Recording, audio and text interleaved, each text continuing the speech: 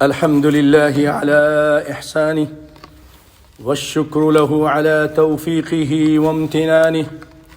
وأشهد أن لا إله إلا الله وحده لا شريك له تعظيما لشأنه وأشهد أن محمدا عبده ورسوله الداعي إلى رضوانه صلى الله عليه وعلى آله وأصحابه وسلم تسليما كثيرا اما بعد. حضرات، یہ جو مہینہ ہے یہ شعبان کا مہینہ ہے، اور شعبان کے اس مہینے میں نبی کائنات صلی اللہ علیہ وسلم کثرت سے روزہ رکھا کرتے تھے، جیسا کہ سیدنا اسامہ بن زید رضی اللہ تعالیٰ عنہ روایت کرتے ہیں، میں نے رسول اللہ صلی اللہ علیہ وسلم سے کہا، قلت یا رسول اللہ، انہوں نے کہا اے اللہ کے رسول، لم اراک تصوم شہر من الشہور ما تصوم من شعبان،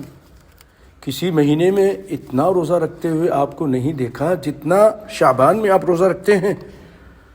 فقال، تو آپ کی طرف سے جواب آیا، آپ نے فرمایا ذاک شہر، یہ وہ مہینہ ہے، یغفل الناس عنہ، لوگ اس میں غفلت برتتے ہیں، بین رجب و رمضان، یہ رجب اور رمضان کے درمیان مہینہ ہے، رجب اس کے بعد شعبان پھر رمضان۔ رجب کا مہینہ حرمت والا مہینہ ہے، رمضان عظمتوں والا مہینہ ہے، عظیم الشان مہینہ ہے، تو لوگوں کے ذہنوں میں یہ ہوتا ہے کہ اب یہ تو مہینہ، اس کی کوئی اہمیت نہیں، اس کی بھی کچھ اہمیت ہے۔ اس میں کیا ہوتا ہے، آئیے اسی حدیث میں سنتے ہیں۔ آپ فرماتے ہیں وَهُوَ شَهْرٌ تُرْفَعُ فِيهِ الْأَعْمَالِ، اس مہینے میں اللہ رب العالمین کے جناب میں اعمال پیش کیے جاتے ہیں، سب کے، جیسے آپ لوگ کہتے ہیں نا سالانہ رپورٹ، اینول رپورٹ، تو اس طرح یہ ہمارے اور آپ کے جو اعمال ہیں اس کی رپورٹنگ ہوتی ہے، اللہ رب العالمین کے سامنے فرشتے پیش کرتے ہیں۔ تو فرماتے ہیں فَأُحِبُّ أَن يُرْفَعَ عَمَلِي وَأَنَا صَائِمٌ، اور میں یہ پسند کرتا ہوں، میں یہ چاہتا ہوں کہ جب رب العالمین کے سامنے اعمال پیش کیے جائیں تو میں روزے سے ہوں۔ اس کو امام نسائی نے بیان کیا ہے، اور اسی سے متعلق اما عائشہ رضی اللہ تعالی عنہ فرماتی ہیں لم یکن النبی صلی اللہ علیہ وسلم یصوم شہرا اکثر من شعبان،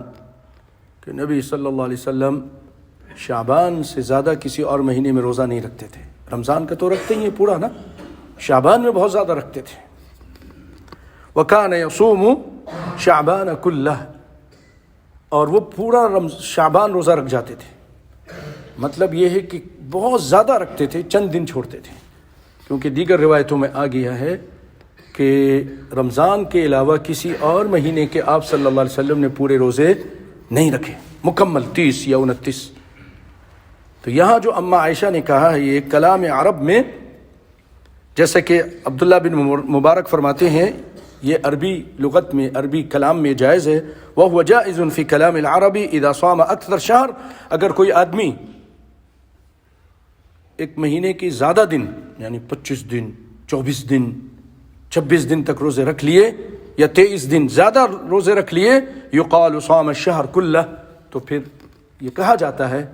کہ اس نے تو پورا مہینہ روزہ رکھا ہے، حالانکہ پورا مہینہ نہیں رکھا، کچھ دن چھوڑ دیے ہیں۔ تو نبی صلی اللہ علیہ وسلم کچھ دن چھوڑ دیا کرتے تھے، لیکن اما عائشہ نے اس کی کثرت کی وجہ سے اس کو یہ تعبیر کیا کہ آپ گویا کہ پورا شعبان روزہ رکھتے تھے۔ یہ تو وہ چیز تھی جو نبی صلی اللہ علیہ وسلم سے ثابت تھی۔ تو آپ ہمیں سب کو چاہیے کہ جو روزہ رکھ سکتے ہیں، بیمار نہیں ہیں، مریض نہیں ہیں، تو کوشش کریں آپ 15 تک رکھ جائیں، آپ پیر اور جمعرات کا رکھ لیں، 13، 14، 15 کا رکھ لیں، ایک دن چھوڑ کے ایک دن رکھ لیں، جیسا کہ صوم داؤدی ہے، یہ آپ پر ہے، جتنا زیادہ آپ رکھنا چاہیں رکھ سکتے ہیں اس میں۔